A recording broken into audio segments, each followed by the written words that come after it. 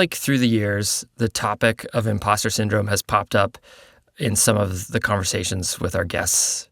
Yeah, for sure. It seems like no matter how far along somebody is in their life and their journey, there are always moments where they're like, should I be here? Will everyone realize that I shouldn't be here? Yeah.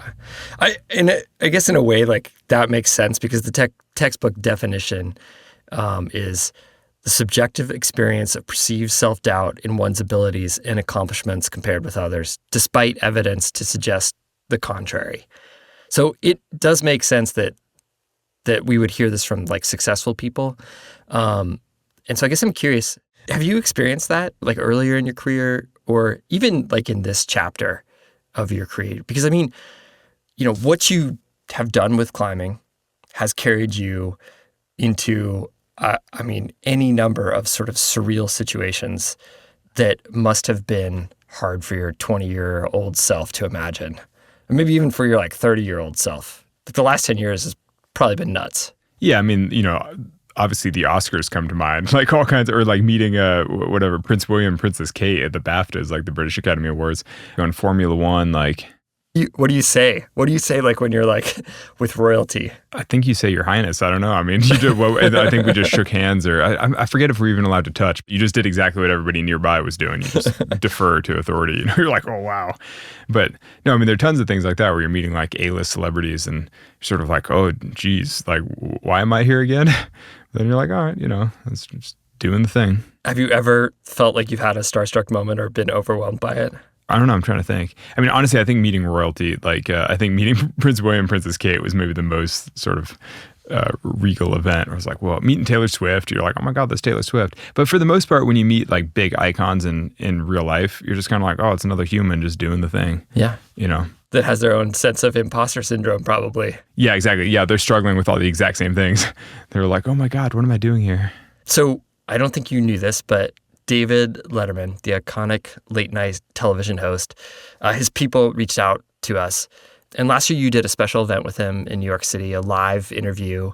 And they recorded the audio of the evening and they like asked me, do you think you would want to use this on the show? So like I went out on a run, I plugged the earphones in and I started listening and laughing. And I gotta say, like, I was proud of you, dude. Like, David Letterman is dry. He's good at making guests kind of get on their back feet, feel uncomfortable. And I was like listening, and you're just making him laugh. You're making the audience laugh. And, like, while there are some people in the audience that are there for you, like Jimmy Chin's there, your mom's there are a few friends, most of the people in that room are there for David Letterman. Like, this is not a climbing audience. And I felt like I was almost having imposter syndrome for you. Does that evening like stand out to you? I mean, I remember it. It was a great event. It was classy. I mean, I think you're right that I didn't have that many friends there, but the people who were there were all really excited about it. And so it felt like, and typically when I do public speaking, I don't have any friends there. You know what I mean? Like when I'm doing corporate speaking or something, I'm speaking to like 5,000 surgeons and I don't know anybody and then I leave. So at least an event like this, I'm like, oh, I know 15 people. And so when I look around the crowd, I can see some of my friends. It's like nice. And also, I mean, David Letterman is the consummate professional. I mean, he's a, 50-year television host. So he's just so good at leading conversation and making it all work well. So it's just like easy to be good. It's kind of like it's easy to climb well when you're with an expert partner, and you're kind of like, well, he just elevates the whole level because he's so good at it. Today on Climbing Gold, we get to sit down and go along with you for the ride as you trade jokes with an icon of comedy, David Letterman, live from New York City. I'm Alex Honnold. I'm Fitz Cahall. This is The Late Show with David Letterman.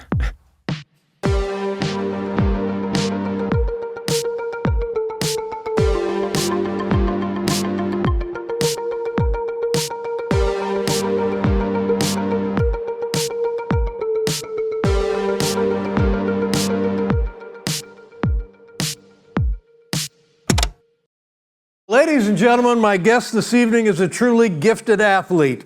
He is a professional climber whose accomplishments include first ever free solo ascents of breathtakingly impossible cliffs and rock faces the world over, making him the most recognized climber on the planet.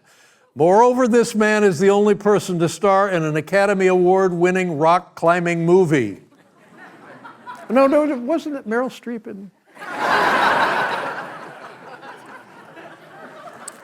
His free solo ascent of El Capitan is regarded as an all-time unequaled athletic feat. Ladies and gentlemen, please say hello. Please welcome climbing god Alex Honnold.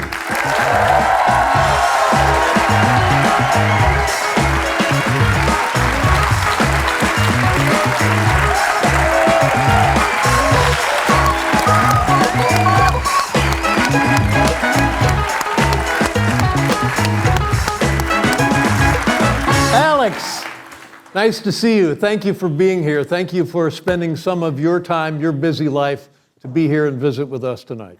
No, my pleasure, my pleasure. That was the craziest intro I've ever had. Do you want to start out with a question from the audience? Whatever you want. Well, now, here's what happened. We had a big meeting like 6 weeks ago. Well, should we include the audience in the Q&A for Alex Honnold? He's very good at that. And we decided, Alex now, all he will talk about is taking questions from the audience. That's all right, so anybody, quickly, a question. And it better not be a dumb question. There's one. He's psyched. What is your name, sir? Neil Marchad. Okay. Alex, how did you cut from a tight shot of you climbing to the same action of a drone shot? Oh, it's not a drone shot because you can't fly drones in Yosemite. It's a helicopter above the legal flight ceiling of Yosemite. How's it feel, Mr. Know-It-All? All right, turn off the lights. We're done with the Q&A. One guy. But I think the spirit of your question, though, is that I climbed it a bunch of times. I mean, they obviously filmed the actual ascent, and then for the next 5 days, we filmed on the wall a bunch more to make sure that it would be epic, which is why I won an Academy Award. What is your resting pulse? Don't know. No, you got to know. Yeah, like maybe 48 or 50. 48 or 50. See, people are gasping. So when you roll out of bed in the morning, it's 48 or 50. If I've gotten enough sleep, but now I have small kids, so it's generally not quite that good anymore. Yeah. I ask you that because I have to believe that that's part of what you're doing there, which seems readily easy to you. But it is easy to you, isn't it? I mean, it's an impossible task, but easy to you. The free soloing big walls? What we just saw. Well, it's not easy. No, not for me, not for anybody in here. No, even for me, it's not easy. I mean, it's still years and years of practice and training and rehearsal, and and even on the day I did it, it went as well as I could possibly hope for. Right. Super smooth, great execution. Still not exactly easy per se. Maybe I misspoke, but I know in your book you retell every move you make going up that climb. And was it all committed to memory at that point?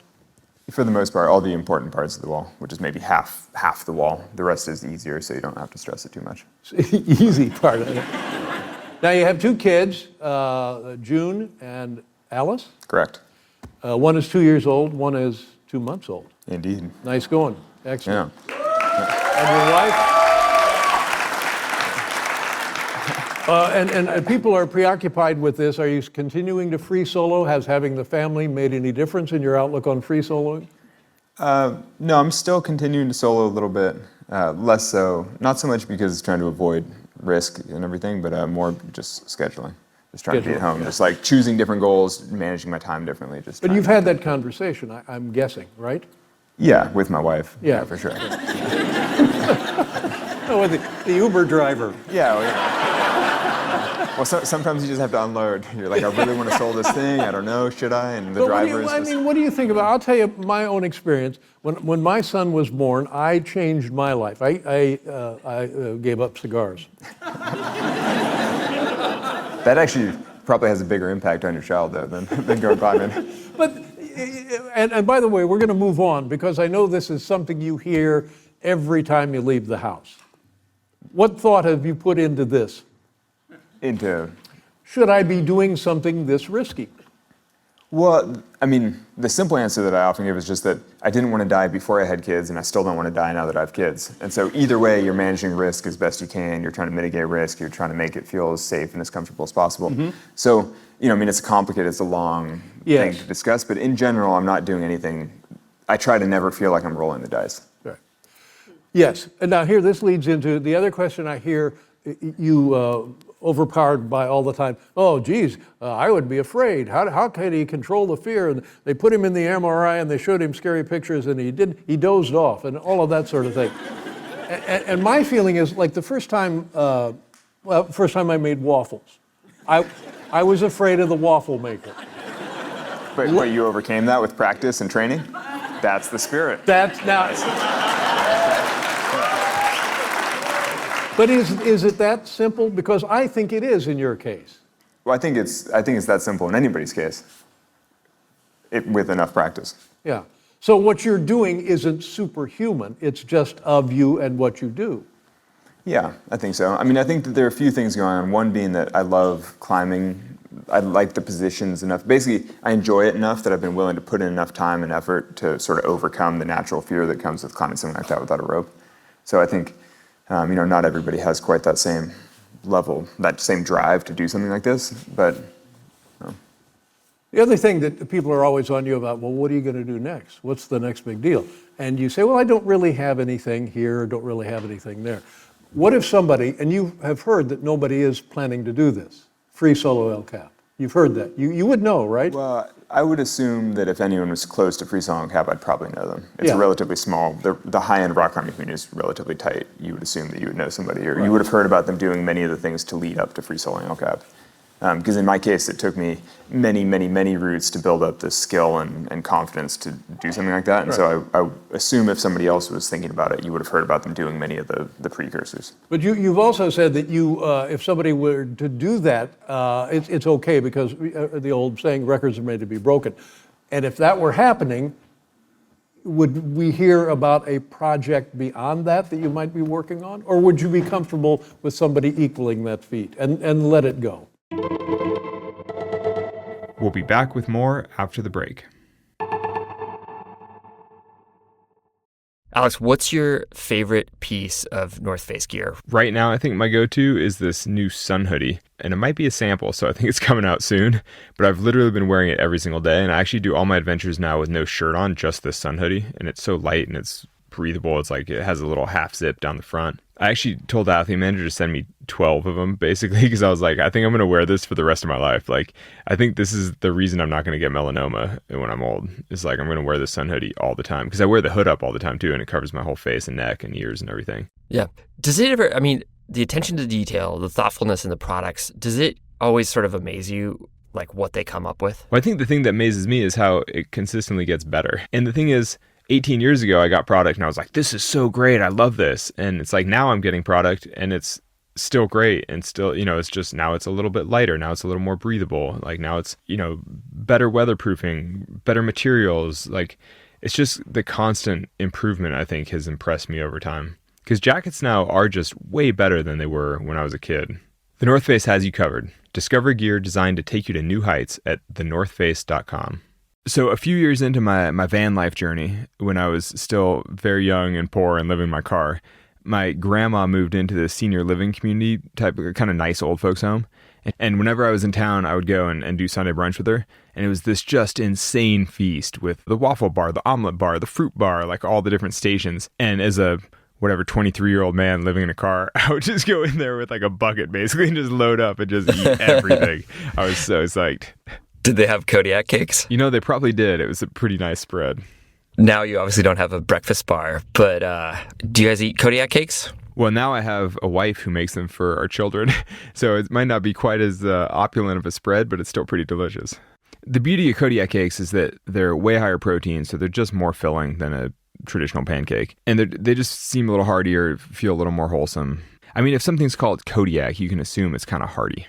And what other products are you guys eating? There's the oatmeal. That's a go-to breakfast for the kids also. There are these insane little dessert cups that my wife loves. Microwavable brownies. It's just, they're the definition of opulent treat. We try not to keep too many around or else we eat them all.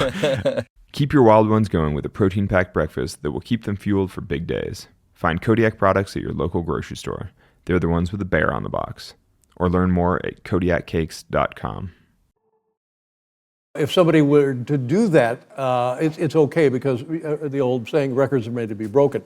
And if that were happening, would we hear about a project beyond that you might be working on? Or would you be comfortable with somebody equaling that feat and let it go? Well, eventually somebody's for sure going to equal that feat Right. or surpass that feat. I mean, eventually someone will do something better, but time will tell how long it is. Yeah, but so between you and me, there's nothing on the horizon that, you know what, maybe one day, I mean, is there anything else left, honestly? Well, to me personally, there's nothing bigger than El Cap. I don't think, I mean, and also, actually, for my curiosity, how many people here rock climb? Does anybody rock climb? Actually, I know like a few of my friends are here, they rock climb, but otherwise it's pretty sparse. But, I mean, so for those that don't climb, actually, how many people have been to Yosemite? Anybody? Okay, that's pretty good. That's cool. So for those that don't climb, El Cap holds a central place in sort of climbing mythology almost. I mean, it's very important in climbing history. It's important with climbing accomplishments. Like El Cap is maybe the most important climbing wall in the world. And so it's not as if there are other sort of dream mountains like that. You know, it's like I spent almost a decade aspiring to do this thing. It's not like there's just another lifetime goal sitting behind it. You know, it's like, so there's nothing else quite like that for me. But presumably a younger climber coming up will dream up something different, something bigger. I mean, who knows? Now, to me, and what little experience I've had with this, I don't find it fun, and it doesn't look like it's fun. But to you, it is fun. It's the ultimate you're ever going to feel mentally, emotionally, and physically is when you're doing that. Am I right about that?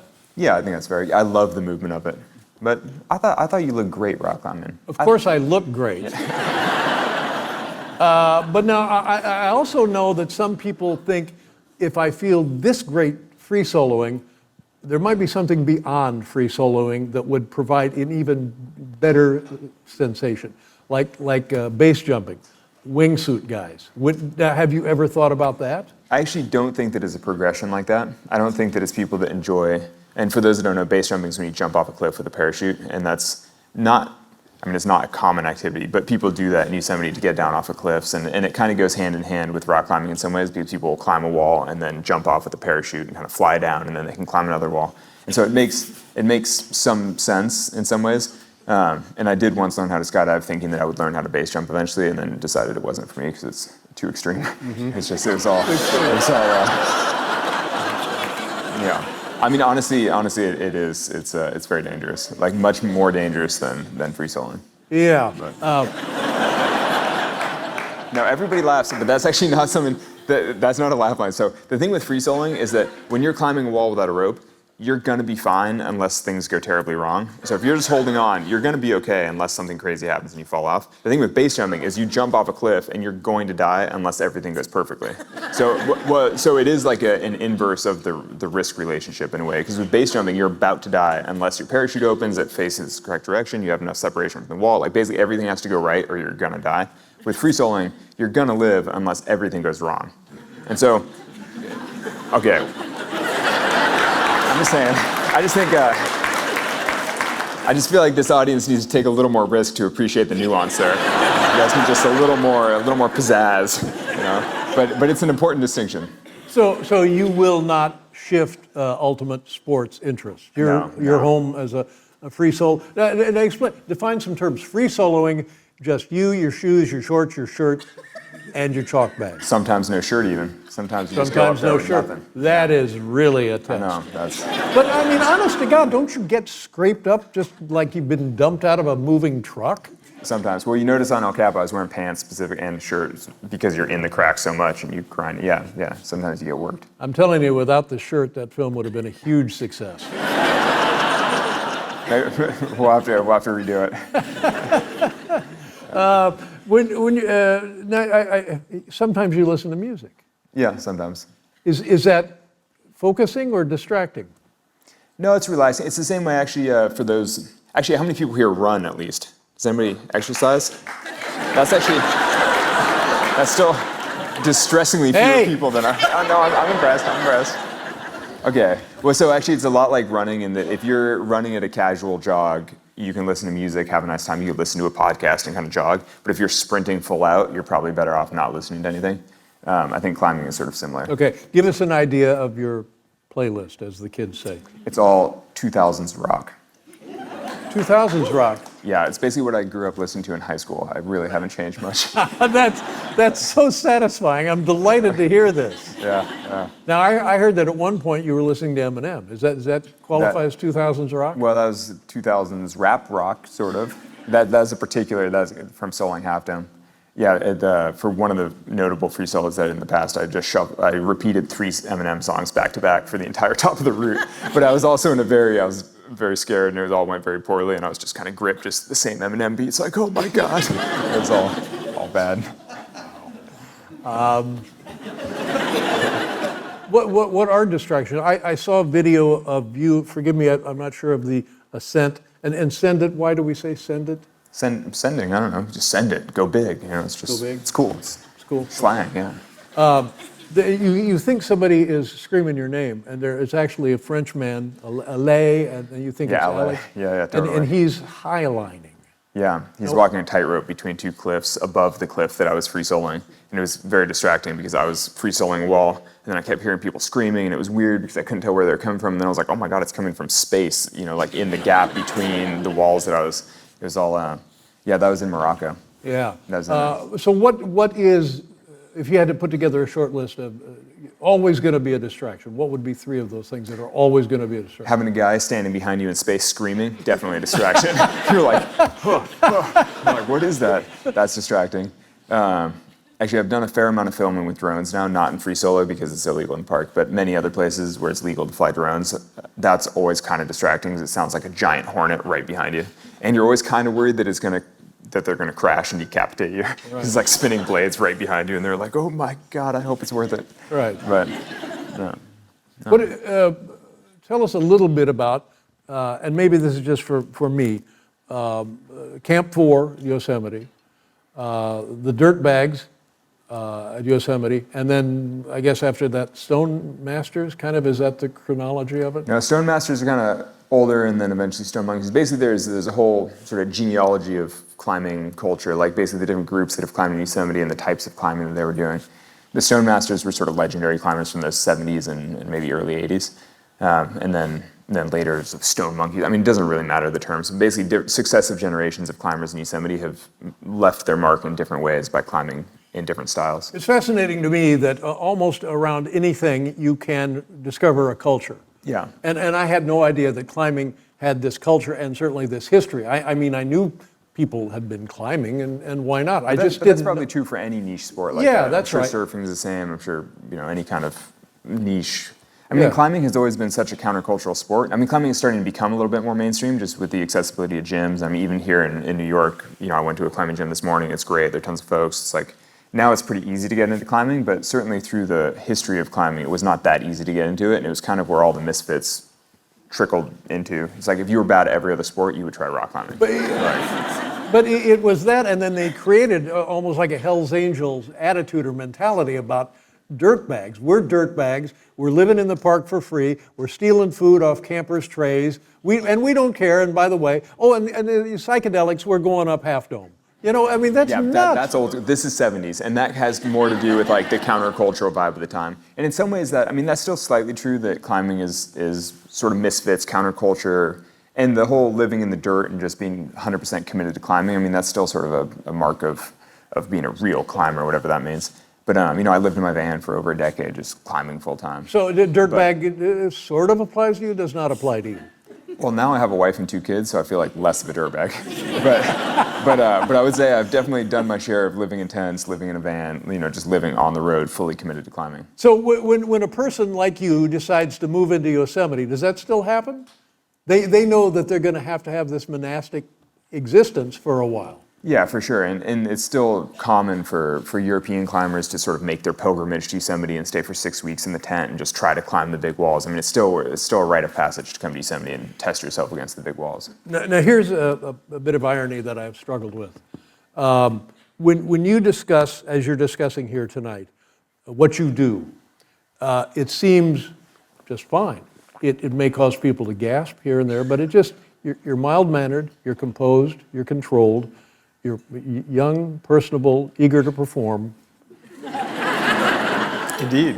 When I hear your peers talk about your accomplishments, That's when all of a sudden I get jumpy, because they approach what you have accomplished, whether it's admiration, whether it's disbelief, whether it's worship, whether it's impossibility for the task. That's when the clarity of what you accomplish focuses for me. So I saw you years and years ago thinking, as a guy goes up El Capitan, fine, he's good.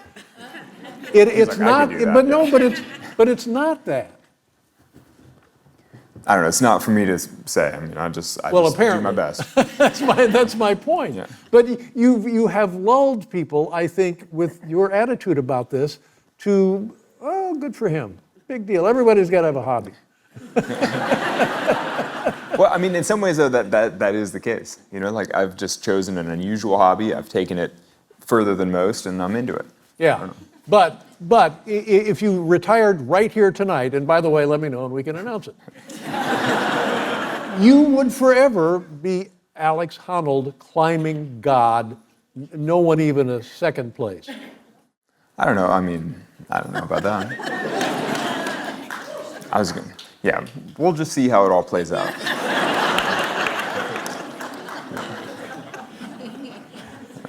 Yeah, I'm not going to retire tonight, is all I'm saying. I am, by the way. This is it for me. Yeah, this is his last show. Yeah. I listened to your book, and it's one unbelievable story after another. And I thought, well, let's just take some samples out of the book. As I understand, I know you've been injured here and there. Your wife or girlfriend has dropped you once or twice. Not by the way, I've been She's dropped by fine. a girlfriend. But the only time you've ever been really injured was when you were just a kid, right? Yeah. We'll be back with more after the break. Dude, you ran up a mountain today, and I feel like it's like 1,000,000 degrees in Vegas. Yeah, I did run up a mountain today. And actually, it's slightly less than 1,000,000 degrees today, but it is incredibly hot in the desert. And yeah, I have actually been drinking LMNT on every run. I've been trying to do one run a week and one mountain adventure week, and I always take LMNT in my water. I normally do 2 soft flasks, so 1 liter of water, and I split a pack of LMNT between the liter.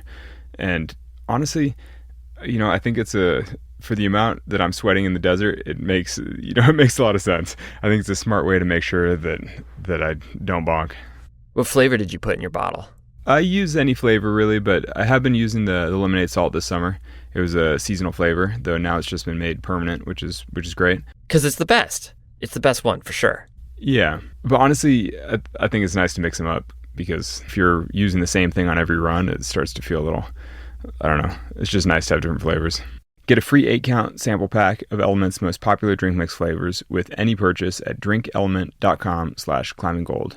That's drinklmnt.com/climbinggold. Find your favorite LMNT flavor or share it with a friend. After the great gold rush on David bars, they are back in stock on David's website.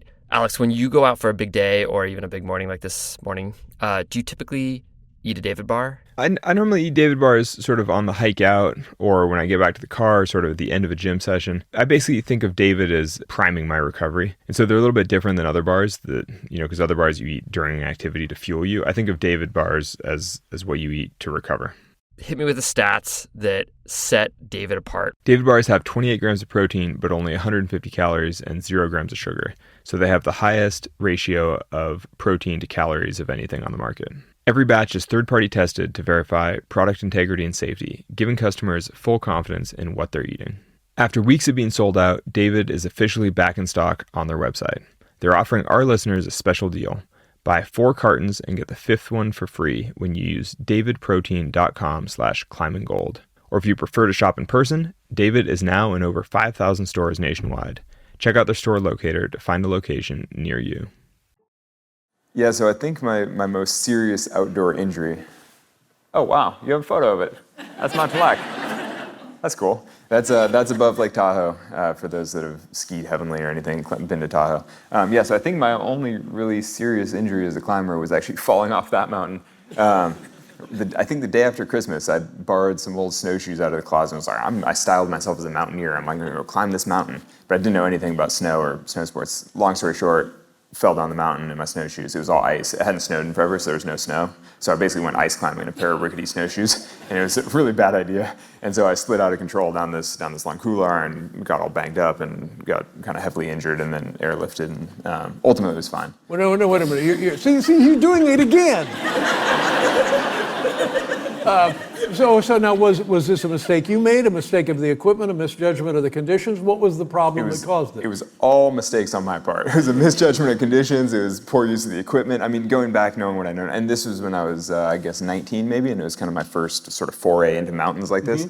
And so it's all lapses of judgment. It's all bad. Now, this was not a first ascent of any. No. This was just complete incompetence. And actually, and you hear this frequently with climbers, where they're like, "Oh, it's amazing that I survived the early years," because I mean, it's not an uncommon theme for rock climbers. They're like, "Oh, I wanted to go do this cool thing, and I didn't totally know how yet." This is kind of my version of not really knowing how yet. Right. So again, you how far did you fall? I probably slid a couple hundred feet. I remember thinking like, oh, I'm about to die, because I was sliding out of control down ice towards a talus field, like towards jagged rocks. And like I was wearing gloves. When I came to in the rocks, I was still wearing my gloves, but both the thumbs were gone, and all the skin was gone off both my thumbs from basically sliding, like as if I'd carrot peeled both my thumbs. But then, I mean, I hit the rocks. Like you carrot peeled both of your so you're thumbs? like, the way you do. Yeah. Well, I still have a scar on the thumb. It's like, but now, what was the thought process prior to you blacking out? Do you remember any of that? No, it's just like, I'm gonna die. I was like, this is like, I'm gonna die for sure. That was it. Yeah, This no, I was like, door I'm is completely closing. fucked. Are we allowed to curse in here? Yeah, there are no kids here, right? Yeah, I was like, I'm about to die for sure. Yeah. But then I came to in the rocks, and I was wearing a puffy jacket, and I could kind of see my face. It was covered in blood and covered in feathers because my jacket had exploded. So I was like, and I could see my little meat stick sticking out, and I was like, I thought I'd broken my leg. I hadn't broken my leg. In retrospect, I probably could have walked out if I'd had some more time to collect myself. You punctured your face, didn't you? Yeah, I punctured my sinus cavity. I chipped some teeth. I basically fractured my face because I think I hit the rocks, flipped over on my head first. But I broke my hand, and I was generally banged up pretty severely. But basically, I was fine. And 6 weeks later, I was fine. Other than that. Well, I mean, all those injuries are all sort of superficial. It's a big difference between like fracturing your pelvis or something. I was like basically okay. But that whatever caused that mistake would never happen thereafter. You learned from that, or that was just a one-off sloppiness? No, I learned from that. I mean, now I would wear boots and crampons. I'd have an ice tool. I would take a different route. I would do all kinds of different things now, and I've certainly climbed many more difficult mountains than this since then. And actually, maybe a year or two later, I went back and skied the north side of Kodiak, just sort of as a return to show that I'm not afraid of this snowy mountain. Though it's still a running joke with my wife that I know nothing about snow, and that I should never go on snow because it's so dangerous. But now I do know a fair amount about snow. Just putting that out there. But you phoned your mom? Is who you phoned? Yeah, so it was. I think it was the day after Christmas. You have your phone. It's working. Yeah, so I come to. By coincidence, I had gotten a cell phone for Christmas. It was my first cell phone the day before. And I don't know why, but I was concussed. I was heavily concussed. I just called home on my cell phone. My mom picked up, and she's here. And she was like, your mom's here? Yeah, I think she's over there. Yeah.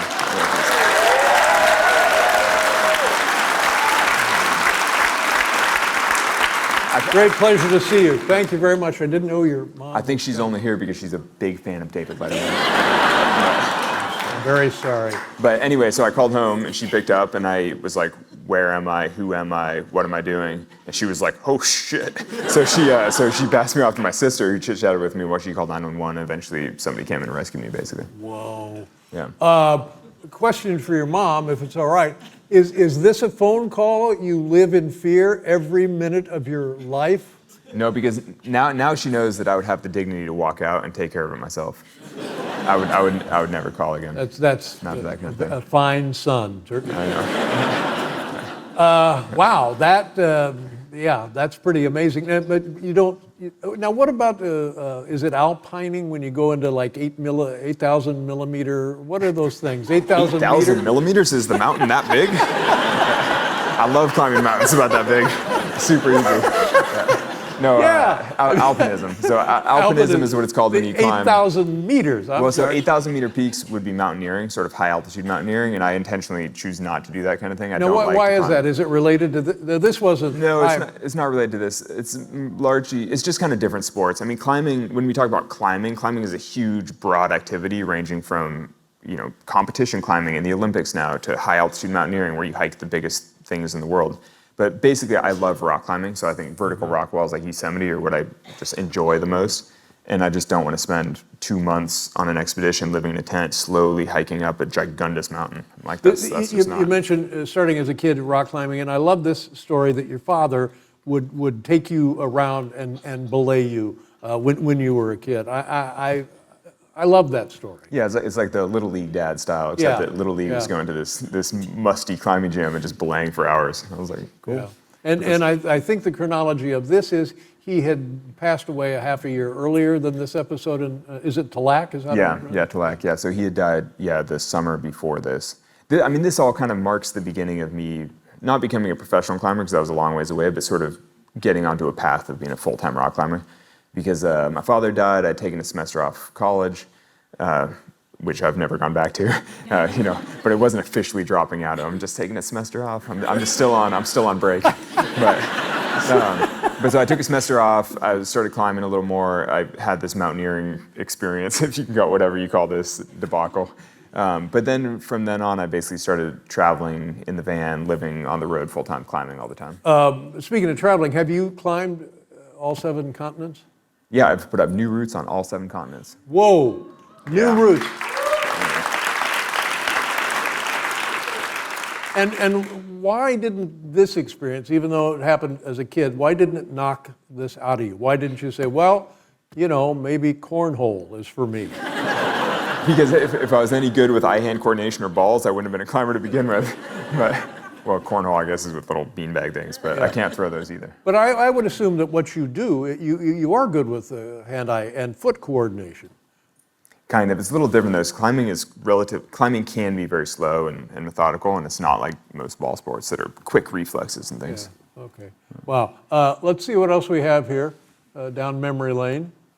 I like this. This is like a little photo album. I don't even know what we're... Oh my God. Does this ring a bell? Yeah. I remember climbing How do you pronounce that, Alex? The Yonedi Desert. Yonedi Desert in Chad. What part of Africa is Chad? So Chad is in the dead center of Africa, and the Yonedi Desert is in the northeastern corner, right by the corner of Libya and Sudan. It's like really, honestly, one of the worst parts of the whole world. It's grim. And known for this kind of peak, this kind of topography? Yeah, well, the Yonedi Desert in particular is kind of this interesting, countless sandstone towers, and so we went there to do first ascents. Nobody had ever really done a rock climbing expedition to this area. So what is the height of what we're looking at there? Right that's only a couple hundred feet. So the towers aren't giant. It's not sort of on the scale of Yosemite or something, but it's tons and tons of little spires sticking out everywhere. So we were there for a month and we climbed a lot. Yeah. Well, is there another Yosemite-like location on the planet? I've probably been to 6 or 8 places around the world that they call the Yosemite of wherever. Like I went to the Yosemite of Russia, like this place in Siberia, not like Yosemite, really bad. And I went to the Yosemite of Chile, this place called Cochimo, which is incredible, but when you compare it to Yosemite, it's not Yosemite. There's a reason that Yosemite is sort of the center of the rock climbing universe in many ways. And El Capitan, it's so named for? It's just the name of the biggest wall in Yosemite. Yes, but how did it arrive at that? Who gave it that name? I actually don't know. The chief of the Native American, the indigenous peoples who lived there, I don't know, tens of thousands of years, was thought to be the captain of those people, and the biggest peak in their homeland was, they gave it the Spanish, I believe, when they came in and took care of business. You're sure you're not making that up? I think he's making that up. Because the indigenous people in Yosemite had a different name that was like the earthworm, like the thing that climbs the wall. Yeah. I'm pretty sure. What? No. Yeah. Well, somebody, you came in late. Google it and let us know. Okay, so now we've established that Yosemite is granite. Most of it's granite. Yeah. This is sandstone. This is sandstone. Seems to me This like is the world's worst rock, as it turns out. I The would thing think is so. that Does this it just crumble under you? Yeah, this expedition was planned by looking at Google Images and things like that, where you're like, incredible spires everywhere, it's going to be insane, we're going to do all these first ascents. So it turns out we went there, and sandstone, is just sand that's been compressed. And in this case, the outside of the rock actually felt okay, but the whole thing kind of felt like a bag of sugar, where it's solid on the outside, but if you poke it at all, then the sugar just runs out of it. And so this rock was okay, but if you pulled hard enough, it would snap, and then it would just be like grainy, soft sand underneath. And it was the worst rock on Earth. So who decides this is where you're going to go? Well, in this case, a man named Mark Sinn, it was a North Face expedition. I was sort of a young athlete on the team. This was one of the first main expeditions that I did. And so one of the older athletes had proposed he had done all this research at this remote part of the world. It was like, this is going to be incredible. We're going to climb all these cool things. And we got there and we're like, this is heinous. But still an amazing opportunity. I mean, it was, and that's kind of the point of expeditions like this is you have to go, you have to try, you have to see for yourself. But in this case, this is not going to be a global mecca for climbing. Let's talk about being a professional climber a little bit. You mentioned it earlier that it was the nascent part of your professional career, and we see you with the North Face, and the insignia, the emblem for the North Face is Half Dome in Yosemite? Yeah, correct. Yeah, and you've been part of their climbing team, their expedition team, for how long? I think 17 years now, which Whoa. makes me feel old. Yeah. But yeah. What do they do for you? They feed me. Well, first they give me clothes, which is great because I hate shopping. And then two, they feed me. Yeah. But so you go on an expedition and you were a junior member of they have a climbing team? Actually, I'm kind of joking, but to the credit of some of my sponsors and the companies that supported me, is that expeditions like this trip to the Neti, were very formative and important parts of my climbing development. And it is where I've learned a lot of my skills as a climber. And so it's true that being sponsored and having support, allows me to live, but also having opportunities to climb in places like this has really broadened my skill set, which then allows me to do other difficult climbs that I'm proud of. And are you allowed to say yes or no to any project they may put in front of you? Sometimes, but there are a few like this where they're like, you're going, and you're kind of like, are you sure? And you're like, yeah, no, you're going. So, I did an expedition to Antarctica through the North Face that I really didn't want to go on. This is Arctic Ascent. No, that was to Greenland. That was Eastern Greenland. Oh, that's right. Forgive me. I'm sorry. The Antarctic expedition there was like a short film maybe online or something, Yes. but it wasn't a big media project. But we did a bunch of first ascents. It was a really productive trip, as it turns out. But when it was proposed, I was like, who rock climbs in Antarctica? That sounds terrible. I'm going to freeze to death. So I tried to bail, and they were like, you can't bail. And so then I tried to kill the trip. I basically tried to go around and be like, this trip is a bad idea. It shouldn't get funded, blah, blah, blah. And didn't manage to kill the trip.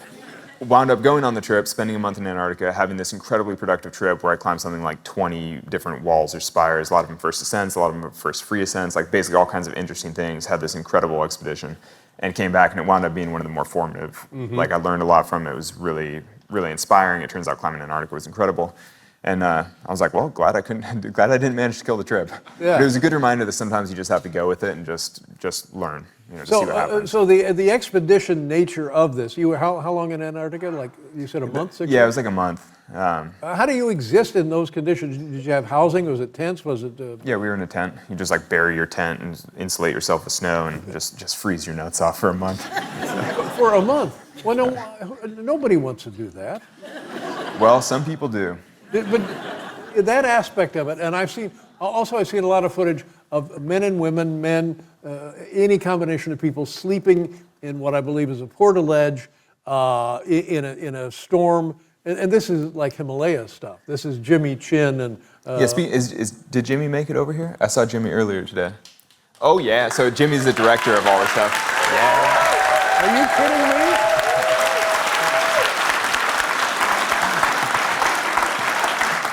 And that's the end of our interview. We're done. Jimmy's taking my seat. I'm leaving.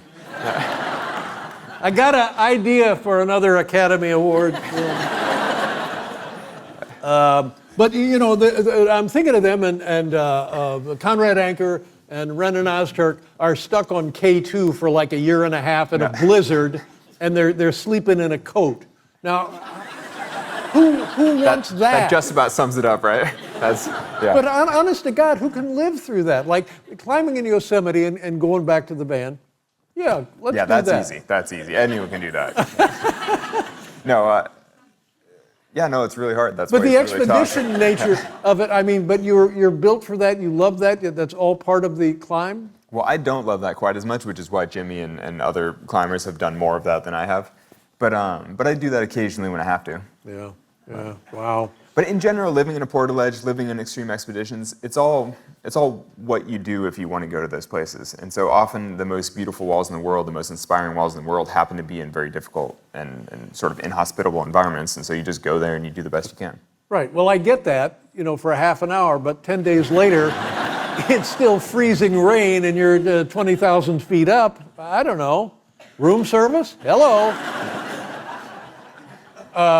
So this was a good experience. And what did you learn? Was this your first trip to Africa? Yeah, this is my first trip to Africa, and a big part of the expedition for me was just going to rural Africa. I mean, so actually, I remember before this expedition, my mom randomly told me, like, send a postcard, and then we landed in N'Djamena, which is the capital of Chad. And I was like, this is not the kind of place you send a postcard. Like, there are no roads, there's no postal service. There's literally, like, it was just so far removed, because I'd grown up in suburban California, Sacramento, and was just kind of like, took a lot of things for granted about, the way the world is. And then you show up in rural, Chad's one of the poorest countries in the world. And then, the northeastern corner is just the middle of nowhere. We drove for 4 days without roads across nothingness, just driving across sand.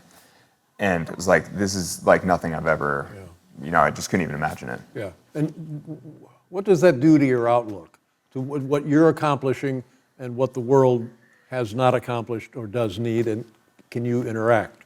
Well, I think you're alluding, so a couple years later, I started the Honnold Foundation, which has been supporting off-grid solar projects around the world for the last, 12 years now.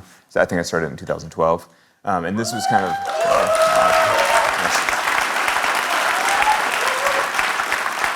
that whoop may have come from someone that works for the Honnold Foundation. So,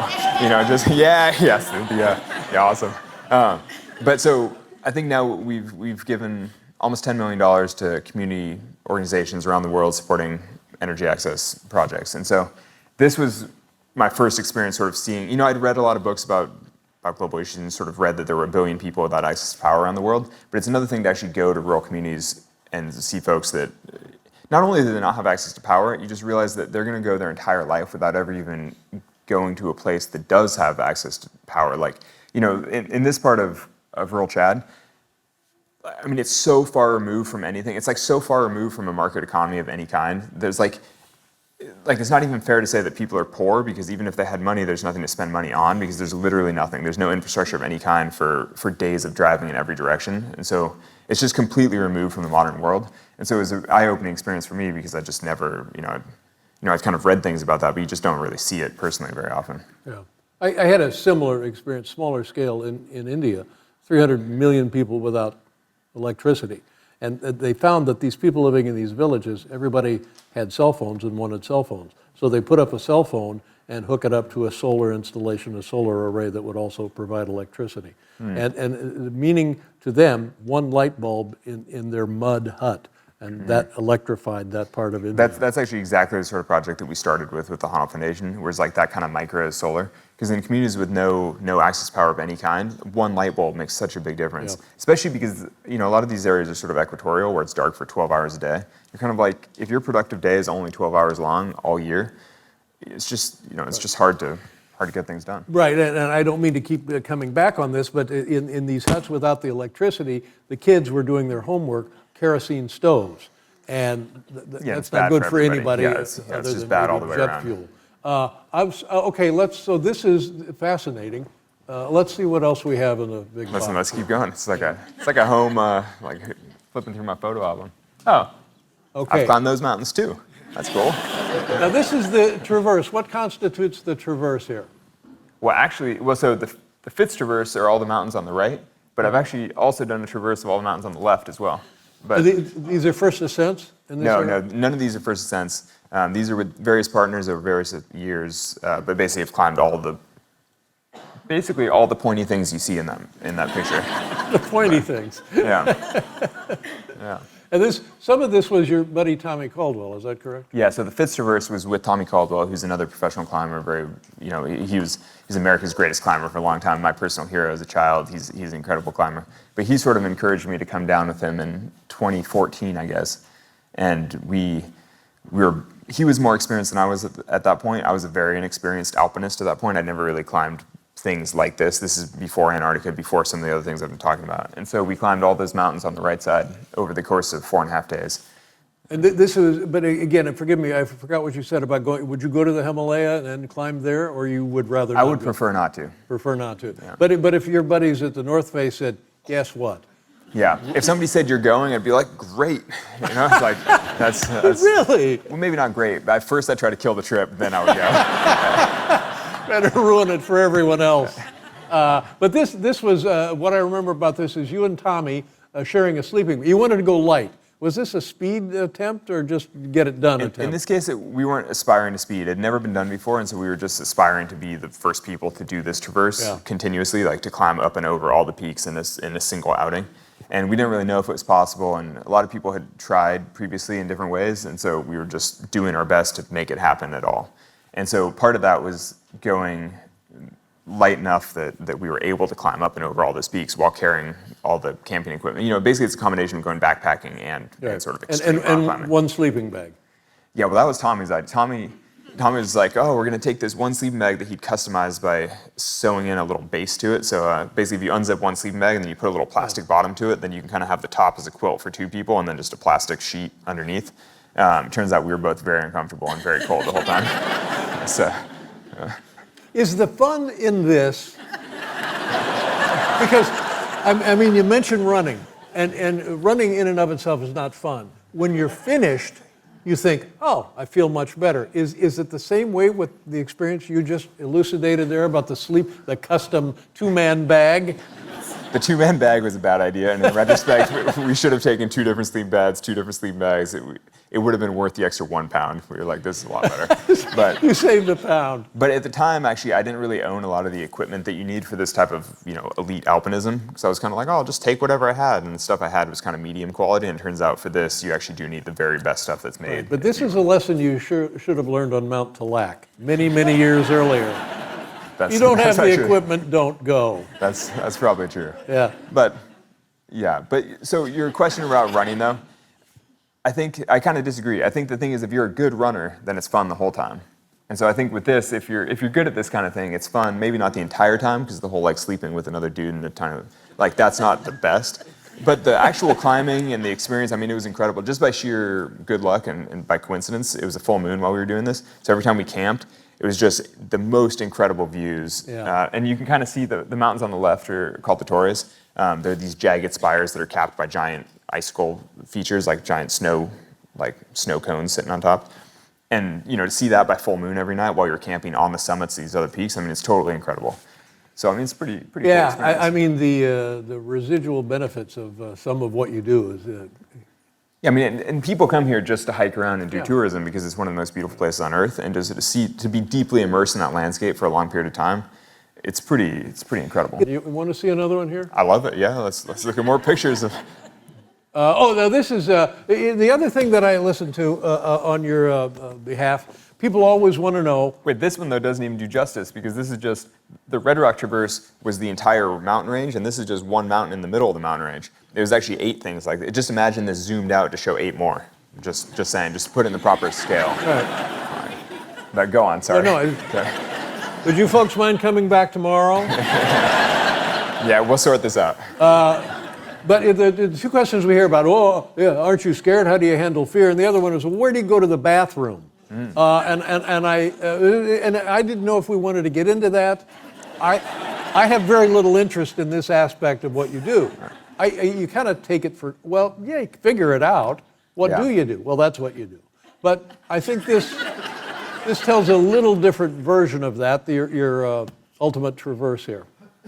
Wait, do we want to hear bathroom stories from this traverse? Or what? I don't know. It's entirely up to you. I mean, we're running a little short on time. I'll leave this up to you. Well, I could do the whole rest of the chat just doing bathroom stories, depending what people want to hear. I wish I had known that an hour ago. Yeah, the whole talk should have been labeled "Poops in Epic Places." Because free soloing is quite scary, and it does sort of loosen things up sometimes. Okay.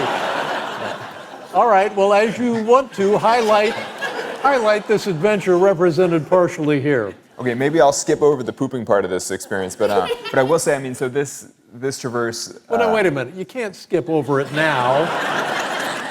Okay, I'll sprinkle in one good pooping story in the overall. Thank you. Okay, no problem. Actually, I don't think this pooping story has been told publicly anywhere, but no one's allowed to record did you hear anyway, that, right? folks? I'm not sure.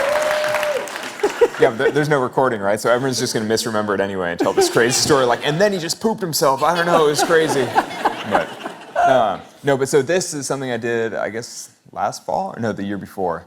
So this is one of my first big adventures post having kids, which is exciting for me because we had a baby at home, but I still sort of set this goal for myself. And this is outside of Las Vegas. Has anybody been to Red Rock in Vegas? I've drove through there, yeah. Okay, it's sparse, but anybody that goes to Vegas But Las should go. Vegas is a hotbed of climbing activity. I Yeah. did not realize that.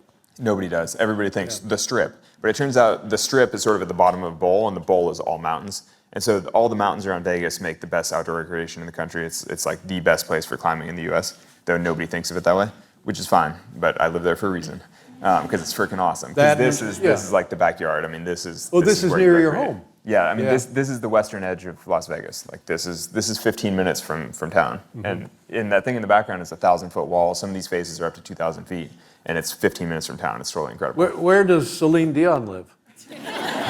I'm gonna bet that she doesn't live quite as close to Red Rock, but I don't know. But so this traverse, though, the thing is, Red Rock is these really impressive sandstone mountains that jut out of this bigger limestone mountain range. It's kind of an interesting geologic feature. But so it's a bunch of big sandstone peaks that just stick out, and it's a really sort of condensed range. It's like 8 big peaks, and it goes from north to south. It's about 30 miles long, and then it just ends. It's like an interesting upthrust geologically. And so it makes for this kind of, I wanted to say bite-sized adventure, but kind of giant-sized adventure. Basically, it's like just right on the cusp. If you're like, oh, it's kind of possible to do the whole thing in one long traverse. But then you're like, is it possible? Because it's kind of too big. It's anyway, so I wound up working on it for quite a long time to put together a way to climb all the peaks and climb the most classic climbing routes, because this is an international climbing destination. People come from Europe. And what period of time? Is that a week? Is it a weekend? Is it an afternoon? How long is that Well, take? so I spent months piecing together the way through these mountains because it's pretty complicated. Like often there'll be a trail to the climbing route, and then the climbing route goes part of the way up, but it doesn't go to the actual summit of the mountain. And then once you get to the summit, then you have to find some other way down, and then you try to down climb a different climbing route and connect it to the next mountain. It's just complicated. It took me a long time to figure out.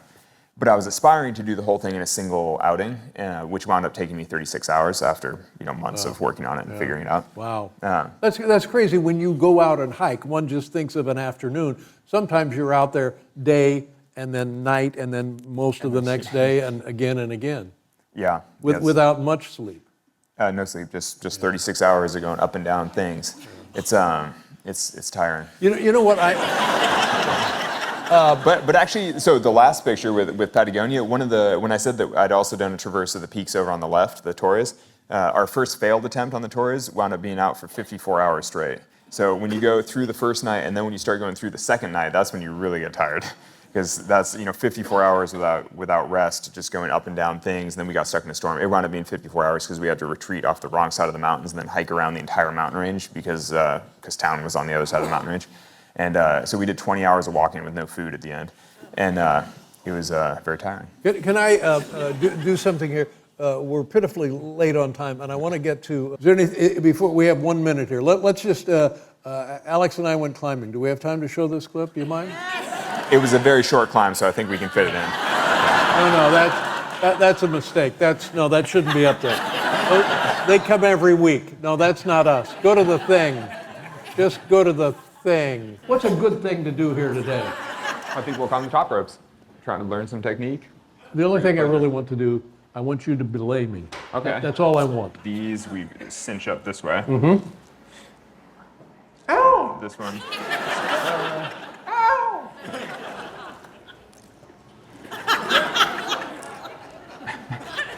Yeah, there you go. That's put your left foot, now look for you, put your right foot there in the, okay. That's the goal, to give the vague advice like that, like, just keep going up, you're doing great. You're good. Send it. What the hell does that mean, send it? Send it. You do it. Send it!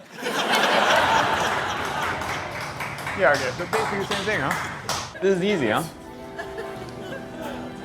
just wanted to check something on his harness because it's actually like, oh, it does Really? look weird, but it's fine. It's fine. Well, when you're climbing, are most of the things you grab color-coded?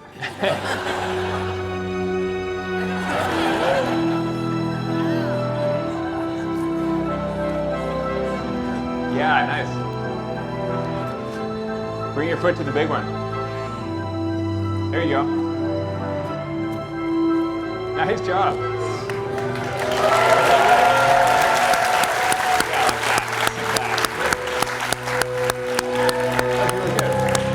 Whoa! Holy crap! How many of you thought, oh, this old fuck will never do it? I will say, having Alex belay me on a climbing wall is among the great things I've been lucky to experience in my life. We got to go. I know we've left out other things, but geez, what a thrill it was to have you here. No, it's a pleasure. My thanks also to the Coleman Center. Alex Honnold, ladies and gentlemen. Alex, that was pretty fun. Revisiting it. Thoughts? Climbing with Letterman, I'm not sure if this comes off in the interview, but when he first started climbing, I almost wondered if the whole thing was a gag because he was actually pretty good. And I was kind of like, is this all some weird, like, is this Magnus Mitbo wearing a disguise or something? It's kind of like, I was like, is this all part of some elaborate joke? So I was like, he's kind of good for a 70-year-old man with like some health stuff going on or whatever. Does he climb regularly? No, he doesn't climb regularly. And actually, I don't think he's that good. I think just we were top roping this one thing and he just moved pretty well. And I was kind of like, he's actually pretty good. He's on the move. He's on the go. Well, there's like already cameras rolling. So I'm like, oh, I know it's not like a trick, but I'm sort of like, is this some kind of like weird, elaborate thing? Is this all a ruse? It's like, he's kind of good. All right. So you ran out of time listening to that. You were talking about the hurl, the Red Rocks Traverse you did, and you promised the crowd, the most epic poop story ever. And I'm curious, do you want a chance to revisit that? Have I never told this on Climbing Gold? I've never told this to you? No, I have no idea what it was. I was like, okay, what? I got to the end of the interview. I was like, what? We never hear that? No, I had no idea. Okay, well, so exclusive for Climbing Gold listeners, here's this epic poop story. Well, so it actually wasn't from during the hurl. It was during the prep for it. But so while I was doing the prep for the hurl, and now in retrospect, I realized that I'd probably given myself Giardia drinking untreated water while doing the prep for the hurl because it was like too hot and I kept running out of water and I was drinking out of these puddles. And then anyway, I wound up having like severe stomach issues for a couple months, which I'm sure was Giardia. But so I was going to practice going up and over Crimson Chrysalis, the Rainbow Wall, and then down Solar Slab. So basically this whole Rainbow Mountain traverse thing, which I was guessing would be sort of during the middle of the night during the actual hurl. So I had dinner at home, and then at like whatever nighttime, I ran into the canyons from the exit, and this was still early season, so it was really freaking hot. And I made it to the base of Crimson at like near sunset, wildly overheated, kind of feeling sick from dinner because like charging uphill as fast as you can in like 90 something degree temps. You're just like, oh geez. Anyway, so I solo Crimson Chrysalis, and I feel gross. And so a couple other random things. It's getting dark. I mean, I have a headlamp with me, but it's not on, and I'm like free soloing this face. And weirdly, early season in Red Rock like that, there are actually a ton of mosquitoes. It's like a post-monsoon season, and there are mosquitoes in the canyons. And they're like really small, fast little things going like, like really high pitch. Anyway, so I'm getting like swarmed by mosquitoes. I'm running out of light, and I'm like 2 pitches from the top, and I was like, I'm going to shit my pants. It's like, oh no. And like, have you climbed Crimson? Yes, a long time ago. You remember that route? Yeah. Like, the whole top of it is like really smooth, clean face. Yeah. It's just like a totally epic blank wall. Yeah. And it's like kind of hard. And so I was like, oh no. And so I kept trying to just kind of hold it and like make it to the top. And finally I was like, I'm not going to make it to the top. Like, this is a disaster. And so it's a pretty featured wall. So I basically traversed like 15 or 20 feet off route, just like kind of like hard diagonal to one side, got to this giant jug and then just pulled my pants down and just had like epic diarrhea down the like free space. And it was like, whoa.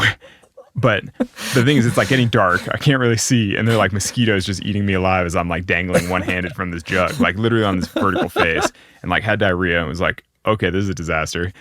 And then it was, I had some TP I had, just like paper towel in my bag, but couldn't really get to it because I'm like hanging there one-handed on like a 5'8" face.